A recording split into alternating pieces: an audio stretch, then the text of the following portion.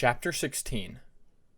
It was always interesting to Peacemaker how no matter how large a bad thing can be, it is the small moments of good that can brighten the day and give hope that things improve. For some dragons, it may be when a friend does something nice for you. For Peacemaker, even if it did not affect him, seeing something good that happened to those he cared about always brightened his day. In this case, it was at lunch, when he and most of the court's winglet had convened in the prey center. Cliff, Jaguar, Ermine, and Tempest were all present, and he was speaking with them about the final touches of their project. Ermine estimated that it would take a month to finalize everything, just in time when some parents of the students would be coming to the academy for check-in before the final weeks of the term. The conversation had been great. Despite Jaguar and Cliff throwing a few jabs at one another, the conversation was productive. Everyone liked Peacemaker's suggestion on looking into King Adder's dragonet hood. They still had many documents to go over, so it was likely that they could gather additional information. Yet, when Hyena finally arrived at the prey center for lunch, Peacemaker and Cliff noticed that she held something in her talons. All the while, she had the biggest grin over her face. The closer she got, the better Peacemaker could see what she was holding. When he saw the object clearly, he struggled to hold back a grin.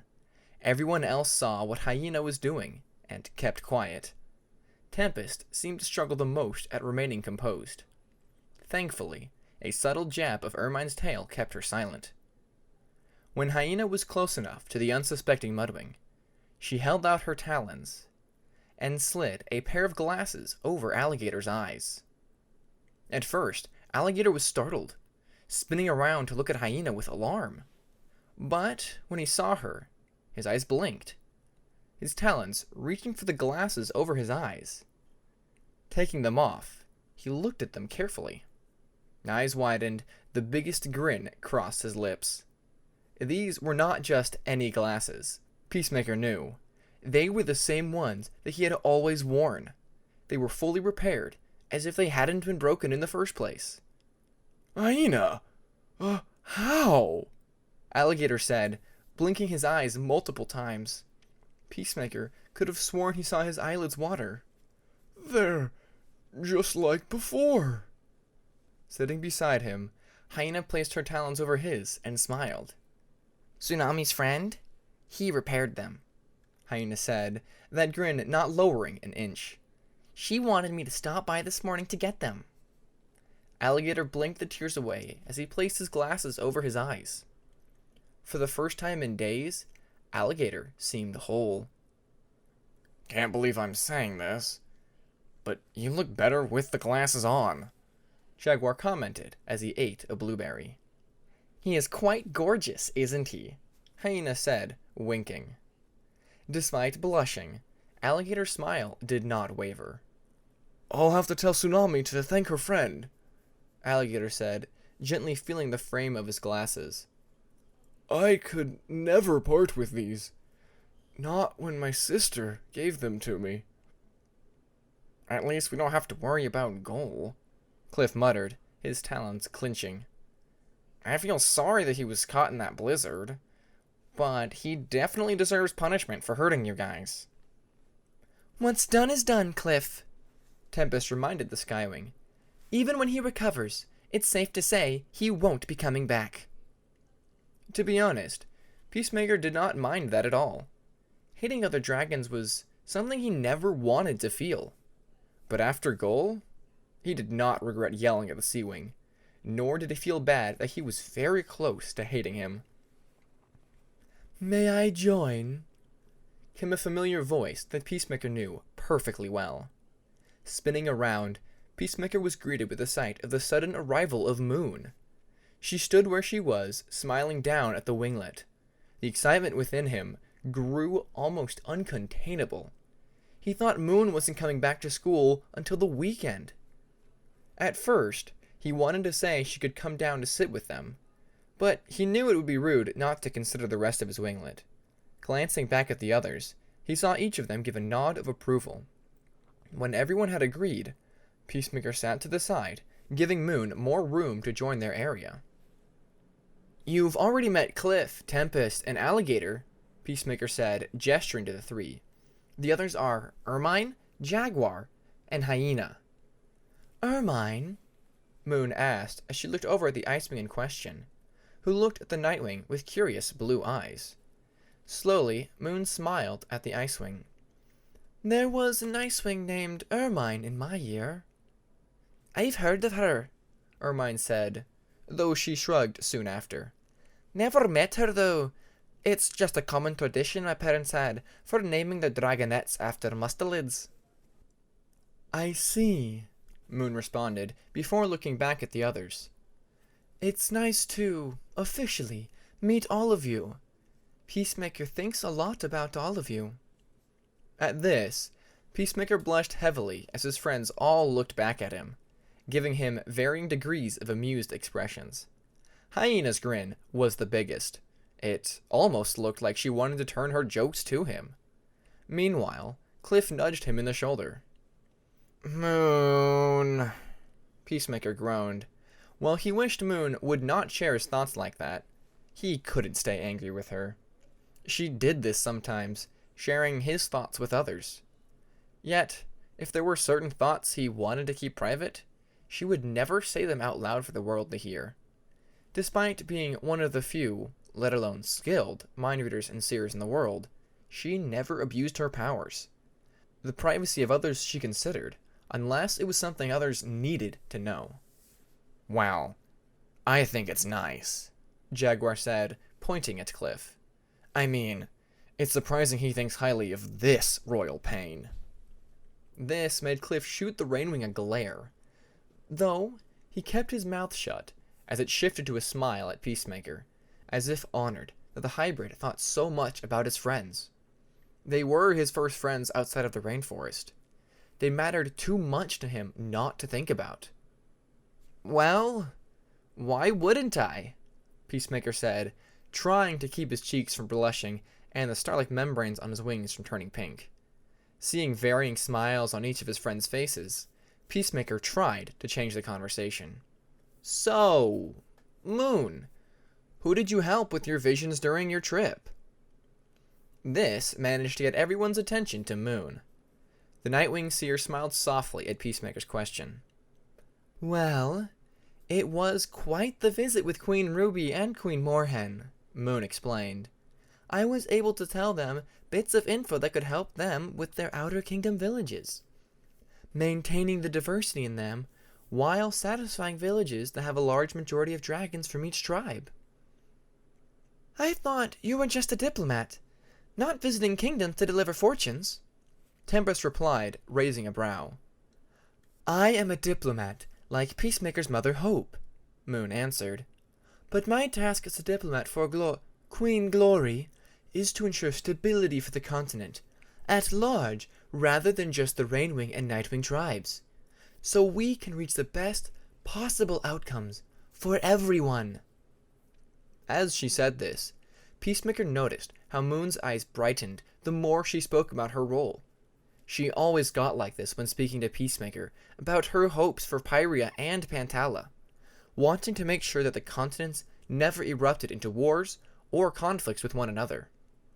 That's why she was a diplomat, so she could use her abilities to keep the peace, while striving to make the best future for everyone.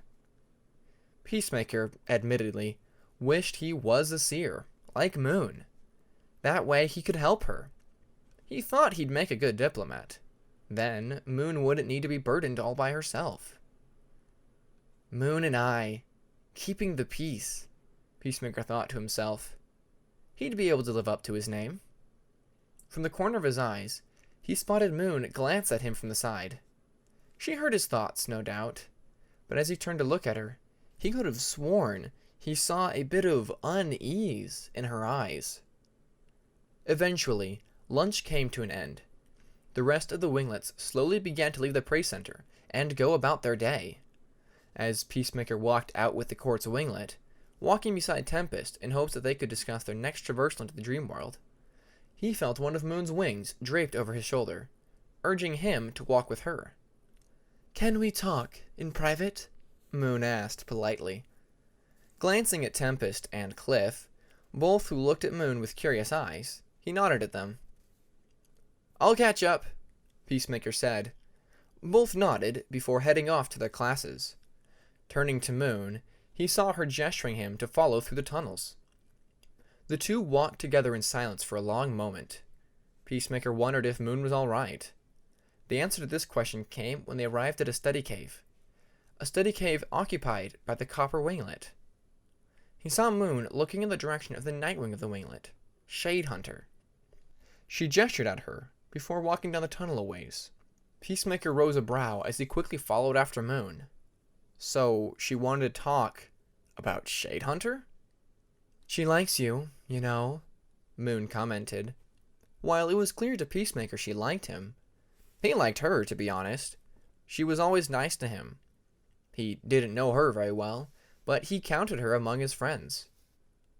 "I mean, she likes you," Moon repeated.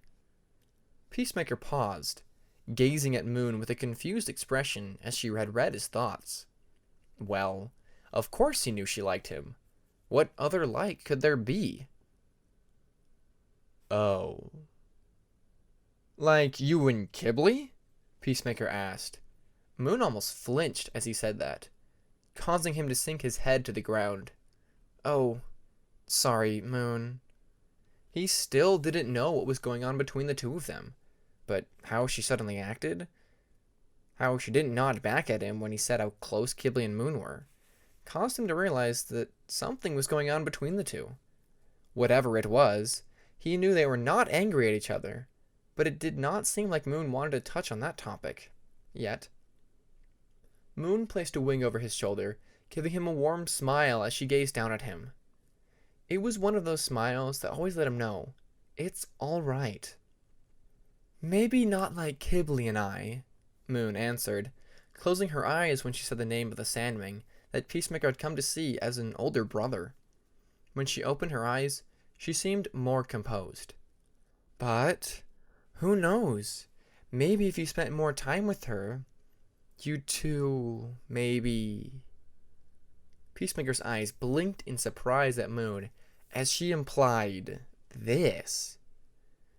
Glancing back in the direction of the cave, he thought of Shadehunter, how kind she was, always patient and hard-working. Whenever she had the chance, she'd work with metal and make fantastic art with them. He enjoyed hanging out with Shadehunter when he wasn't with his winglet. 3 moons, he even looked forward to speaking to her when their paths crossed. Yet, did he like her? As in, like her the way Kibley and Moon liked each other? The same way Turtle and Kinkajou looked at one another? Like Hyena and Alligator, despite how strange the relationship was? He thought for a moment, trying to think about Shadehunter in a romantic way. However, he didn't. Not right now, anyways. While he enjoyed her company, he would much rather be among his winglet. He'd rather go flying with Cliff in the morning, tree glide practice with Jaguar in the woods, study with Alligator and Hyena, even work with Ermine, even if she didn't talk much, and spend time with Tempest in the underground lake in the evening. "If you spend more time with her, things could change, you know," Moon mentioned, causing Peacemaker to look up at her. "It is good that you are getting along with your winglet, but don't you think you should get out of your shell sometimes? By getting to know Shadehunter, you would also know her winglet better." She had a good point. When Peacemaker had a group of friends, he wouldn't leave them. He always preferred being with dragons he knew. But this time, it was different. Sure, he didn't interact with many of the other dragons in the other winglets much, but they still knew him, as he knew them. Now, he was more confident in spending time with other dragons outside of his immediate group. He could still get to know Shadehunter during their conversations. Maybe they would develop feelings for each other. But right now, he wasn't going that far. As he looked up at Moon, going to give him her answer, he noticed that she was giving him a shocked look, as if his thoughts themselves were lightning bolts, and she had touched a stray bolt. Moon? Peacemaker asked, concerned. Eventually, Moon blinked, regaining her composure. He continued, I will hang out with Shadehunter, but I need to do it when I want to. I appreciate you telling me all this, but right now, I would rather be with my winglet. His answer made Moon frown. The look in her green eyes further showed that she was disappointed. Part of him felt sorry for disappointing his oldest friend, but he wanted to be with the group who had helped him grow during his time. Not waiting for Moon to answer, Peacemaker turned back to the direction his winglet had been heading, intent on going to class. I'll see you later? Peacemaker asked, probing Moon's mood in an attempt to see if she was angry with him. Sure, Moon said immediately, giving him one of her sincere smiles. This confirmed to him that they were still okay, despite the disappointment Moon was feeling. Do well in class, Peacemaker. With her approval, Peacemaker bounded towards his class, hoping to arrive before the first gong rang. I don't think it would have been a bad idea to hang out with Shadehunter, Tempest said to Peacemaker as the Quartz winglet arrived back to their common cave. She is a nice dragon. After class, Peacemaker had told the rest of the winglet about Moon's insistence on him spending more time with Shadehunter. To keep things from getting awkward, he kept silent about Shadehunter having feelings for him. While most of the winglet had not said much, Tempest was the one who seemed to agree with Moon the most. I know she is, Peacemaker replied, placing his bag on the ground as he walked to one of the cave's walls while going to pick up a cup and pitcher so he could pour some apple juice. But Moon was just very insistent. Well, if even Peril forced me to hang out with someone, I think I'd be reluctant as well, Cliff commented as he walked out of his, Jaguar, and Peacemaker sleeping cave, having tossed his bag inside. You should befriend someone you want to, not be pressured into a friendship. Yet, I can see Moon's point, Tempest said, ignoring Cliff as he rolled his eyes at her. Sometimes, it's best to know people outside of an immediate group. But, to be pressured? Peacemaker asked. Is not good, Tempest clarified. I'm just saying, I can see some of what she said. At this, Peacemaker frowned. Yet, he couldn't say Tempest was wrong. Can we just enjoy the evening? Jaguar commented, causing the three to look at the rest of the winglet, who were all staring at Peacemaker, Cliff, and Tempest, interrupted from their evening routine as the three conversed. We can worry about Peacemaker's problems later. It's been a long day, so can we all 7 of us have some enjoyment? Right. Sorry about that, you guys, Peacemaker muttered as he finished the rest of his drink. You don't need to apologize, Ermine added while opening her book. I don't agree with Jaguar a lot. At this, Jaguar scoffed. But he is right that we should have some time to relax. For some students, we're nearing meetings between teachers and parents. Hearing this, Peacemaker realized what that possibly meant. His mother would be coming to the school. Soon.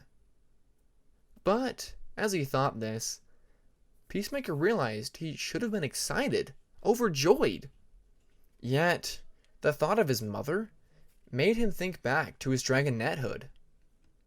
However, the thoughts of his mother would inevitably lead to thoughts of the dream world, and the blank memories in his mind.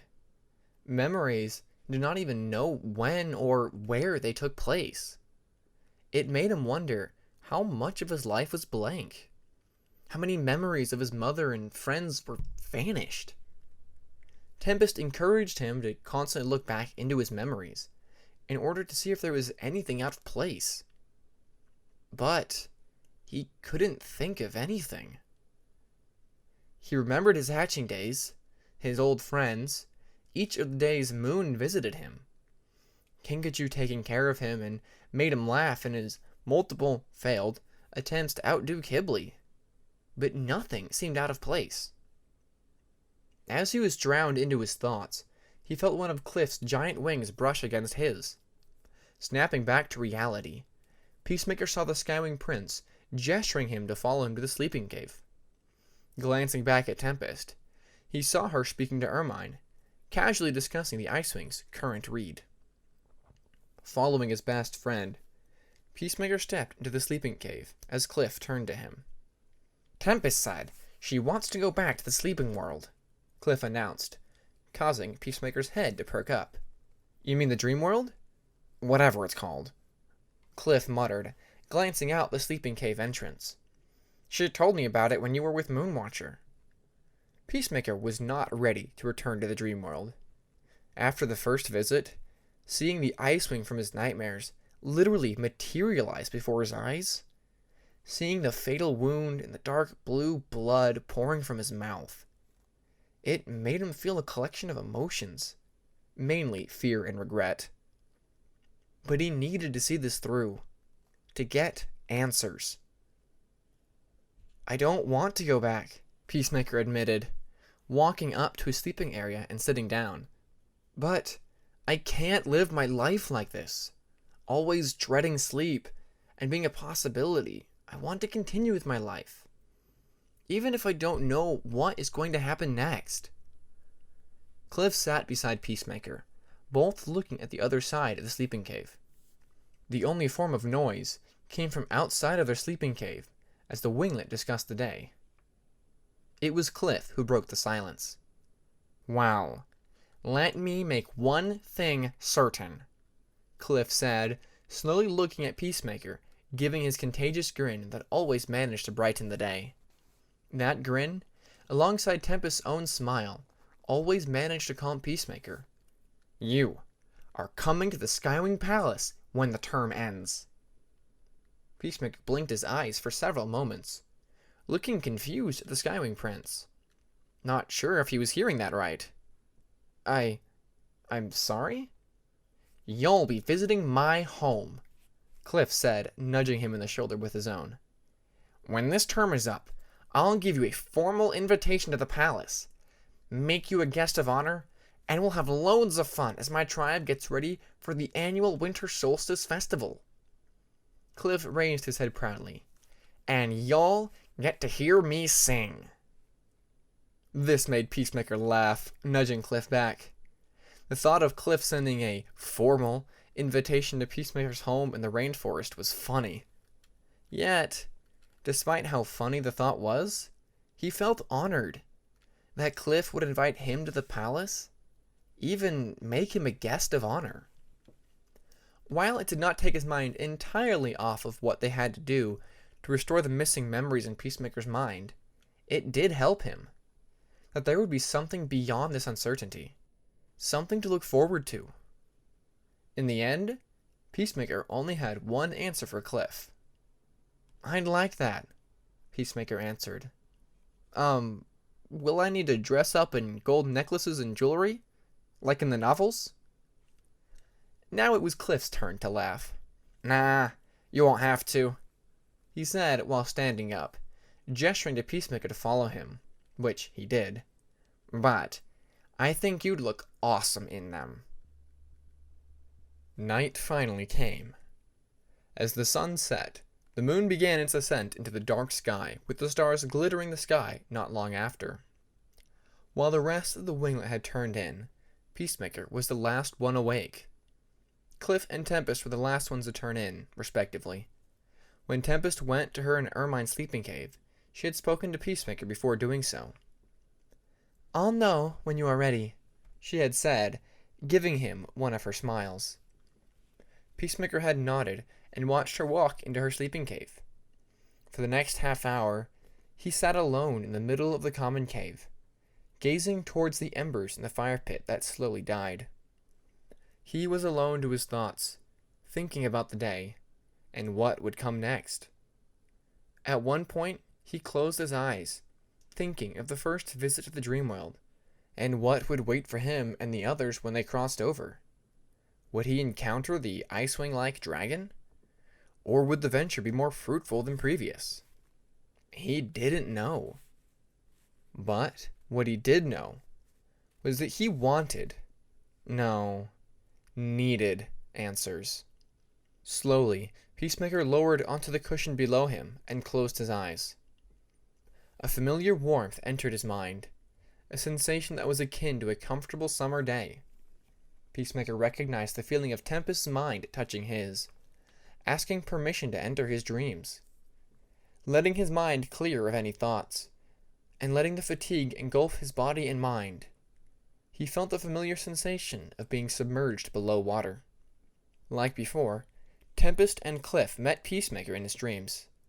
The Somnus Apprentice then guided Peacemaker and Cliff into the dream world.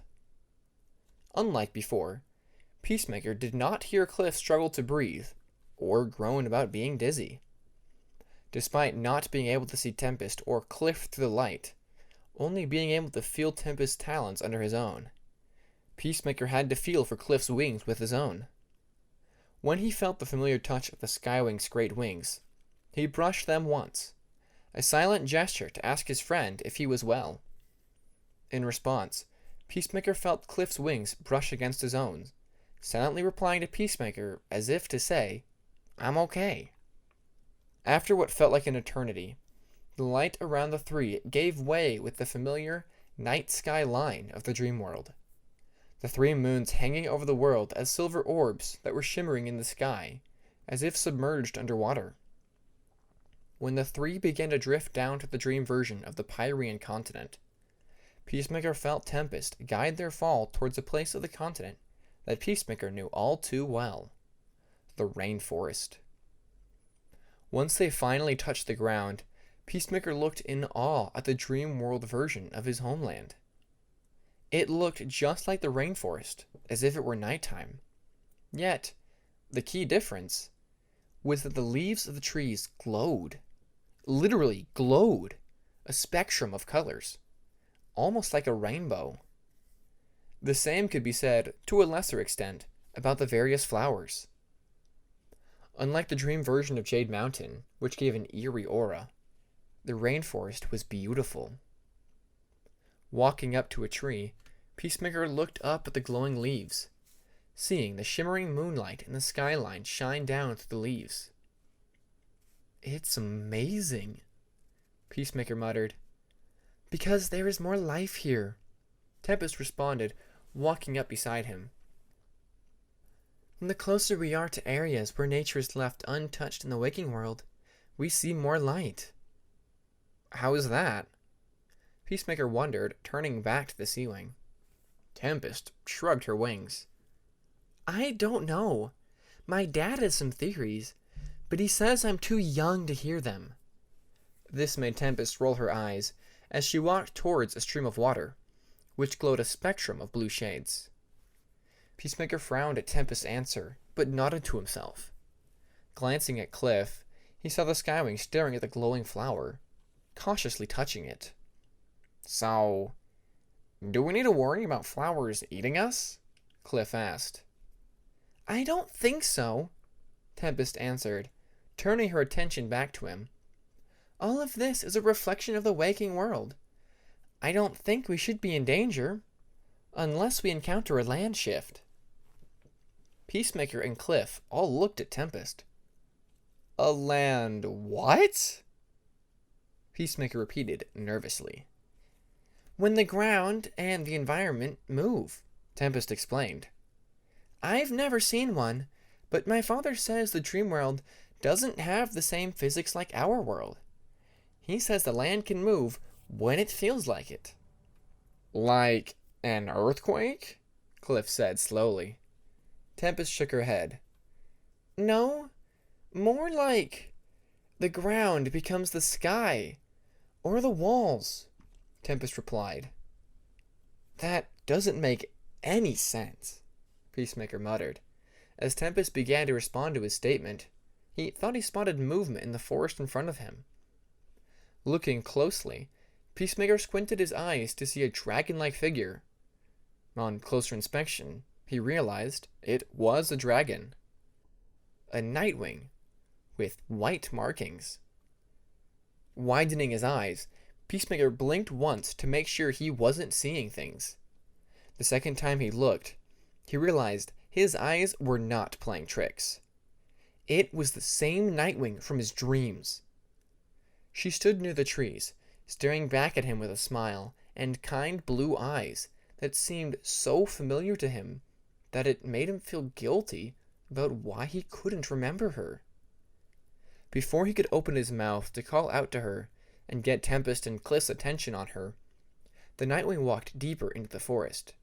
Wait! Peacemaker shouted, interrupting a conversation between Cliff and Tempest, shocking both with a sudden outburst. Don't leave! When the Nightwing didn't stop, Peacemaker rushed forward, headlong deep into the forest. As he ran, jumping over roots in his path, he could faintly hear Cliff and Tempest yelling his name. But the excitement had overwhelmed him. He wanted to finally speak to this dragon. Please stay! Peacemaker called out, almost out of instinct. After running for some time, Peacemaker paused for a moment to catch his breath. Doing so, he heard movement to his left. Raising his head, he could see the Nightwing walking away yet again. Wait up! Please! Peacemaker pleaded, his eyes slowly stinging with tears from the corner of his eyelids. Who are you? The answer never came. As Peacemaker felt the ground under his feet disappear, only coming into contact with air. Eyes widening, he looked at his feet, only to see that there was nothing but empty sky beneath him. Attempting to flap his wings to get into a hover, he felt no air beneath his wings as he fell into the abyss beneath him. I gotcha! Someone's talons grabbed hold of Peacemaker's forearm. Looking up, he was greeted with the sight of a gray dragon hovering in midair, with the trees of the rainforest and the ground above them. Blinking in confusion, Peacemaker looked carefully at his savior, and recognized the pair of butterfly-like wings on her back. It's you! Peacemaker said to the Silkwing. Pleasure to meet you again, young one. The Silkwing replied, a smile appearing on her lips. This hardly seems like the place to hang around, does it?